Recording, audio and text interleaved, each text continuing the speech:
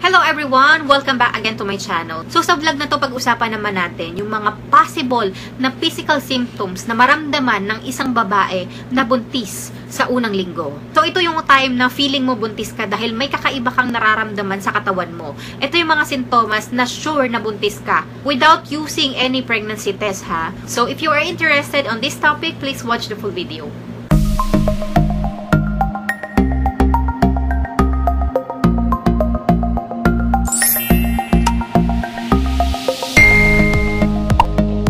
But again, first disclaimer lang, this video is based on my personal research, personal experience. If you want to know more in detail about this topic, please ask your doctor. So, paano mo ba malalaman kung buntis ka or yung mga sintomas na pwede mong maramdaman sa unang linggo pa lang ng pagbubuntis mo?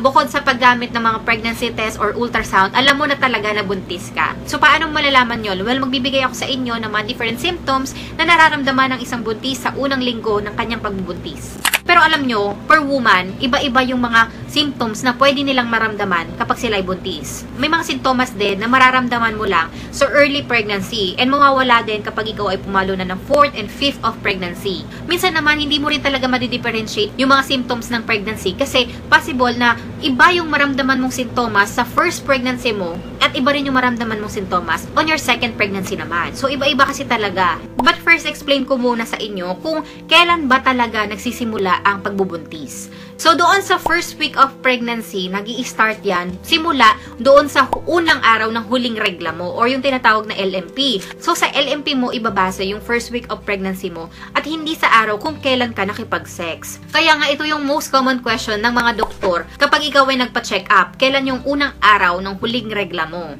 And doon sa first week pa lang ng iyong pregnancy, nagsisitaasan or nagsisilabasan na yung mga hormone na yan. Mga hormone ng pregnancy. Para syempre, ma-ready yung katawan mo sa iyong pagbubuntis. So, ano ba yung importansya na malaman mo agad na buntis ka? Alam nyo kasi, mahalaga talaga na malaman mo na buntis ka agad-agad para syempre, maprotektahan mo din yung sarili mo. Maiwasan mo yung dapat iwasan na makakaapekto sa developing baby. Maalagaan mo agad yung sarili mo o kaya makapagpa-check up ka ng mas maaga. And para na rin sa'yo, malaman mo kung yung nararamdaman mo ba ay normal pa ba or abnormal na. So, ito na, hindi na ako magpapaligoy-ligoy pa. I-share ko na sa inyo yung mga sintomas or body symptoms na pwedeng maramdaman ng isang babaeng buntis sa unang linggo pa lamang ng pagbubuntis niya. Number 1 and the most popular, syempre, if hindi ka na niregla, hindi ka na dinatnan sa month na ine-expect mo na rereglahin ka. Ang term nila dito is delayed ka. Minsan automatic na talaga no, na kapag delayed yung period mo, meron talaga tayong thinking na baka buntis ako.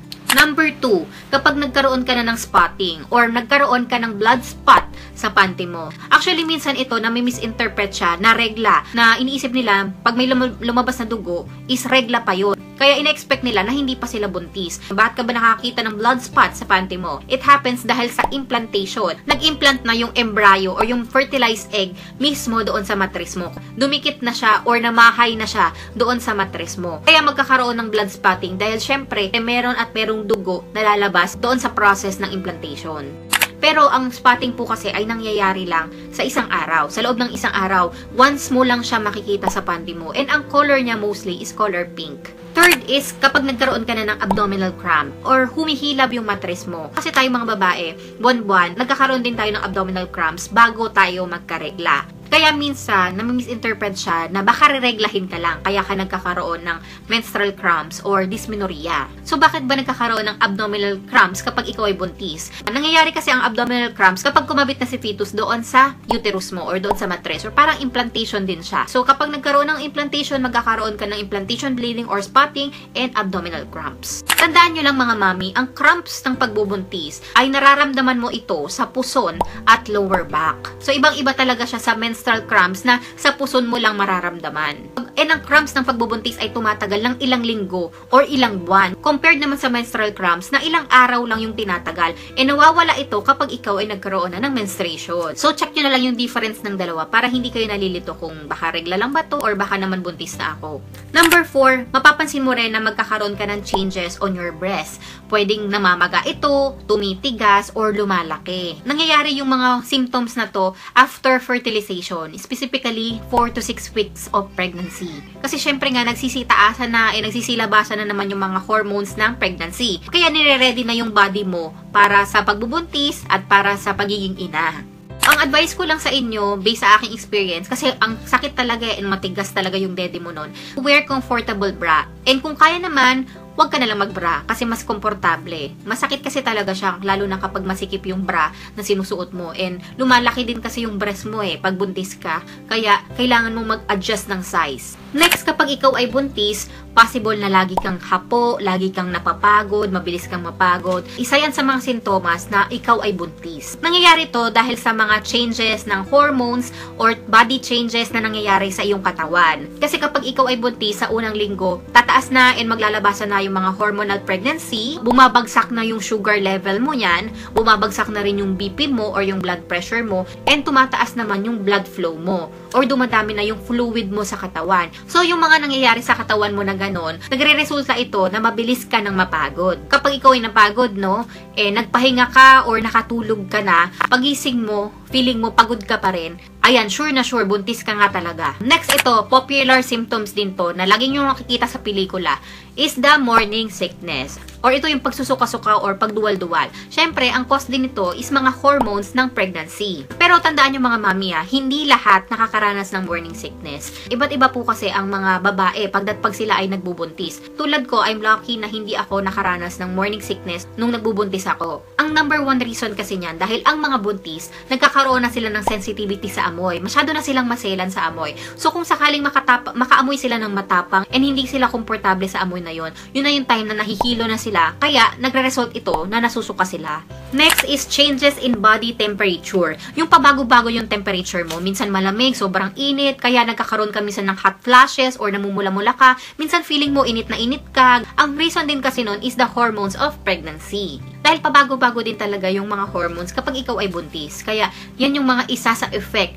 ng mga hormones na yon. Another pregnancy symptoms na cause din ng hormones ay ang paglilihi. So ngayon buntis ka, meron ka ng mga cravings. May mga pagkain ka or amoy na gustong-gusto. May amoy kang gustong-gustong amuyin at may mga iilang pagkain ka na gustong-gusto mong kainin at lagi mong nire-request. Isang uri yan ng paglilihi and cause din ng hormones. At may mangyayari din na yung favorite food mo noon na hindi ka buntis ay ayaw mo na ngayon. Ayaw mo na siyang naaamoy. So, nagkakaroon din talaga ng changes. Another one, dahil nga nagiging sensitive ka, ang lakas na ng pang-amoy mo. Dahil nga malakas na yung pang-amoy mo, masyado ka nang maselan. Masyado nang mabilis mairita yung ilong mo sa mga amoy kahit mild lang siya. Or kahit sa iba mabango, sa'yo mabaho. Kaya ang tendency, possible na mahilo ka or masuka ka.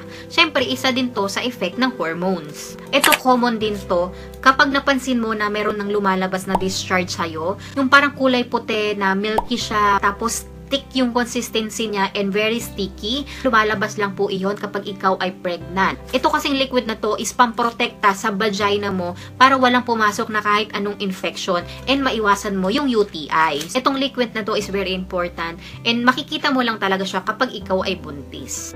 So, kung ikaw ay naghihinala na buntis ka, dahil may mga nararamdaman ka sa sarili mo or sa body mo na kakaiba, and if makaramdam ka ng mga sintomas na nabanggit ko dito sa video na to, well, this is the time to take pregnancy test para ma-confirm talaga na buntis ka nga. And kung hindi ka pa rin satisfied sa pregnancy test mo, well, pwede ka na magpa-check up sa doktor at magpa-ultrasound. Doon na talaga malalaman kung pregnant ka. Kasi ang ultrasound is a positive sign of pregnancy. And sa pagdetect naman ng pregnancy test, kailangan ang gamitin mo is yung unang ihi mo sa umaga. Kasi doon daw mataas yung HCG hormone. Ito ay isang uri ng hormone ng pagbubuntis. So kapag positive ang HCG mo sa urine mo, positive din na pregnant ka nga. Para hindi ka na magulumihanan or mag-doubt kung ano ba yung mga nararamdaman mo. At syempre, para ma-confirm mo na din na pregnant ka nga. At maprotektahan mo at maalagaan mo yung sarili mo dahil mayroon ka ng binubuhay na baby sa loob ng iyong sinapupunan. As a mother, you need to be responsible sa lahat ng kakainin, ilalagay, i-apply mo sa katawan mo dahil lahat ng yon, it will affect your developing baby. So, you need to be careful and you need to be responsible. So, sana meron kang natutunan dito sa video na to and makarelate ka sa mga pregnancy symptoms na diniscuss ko sa video na to.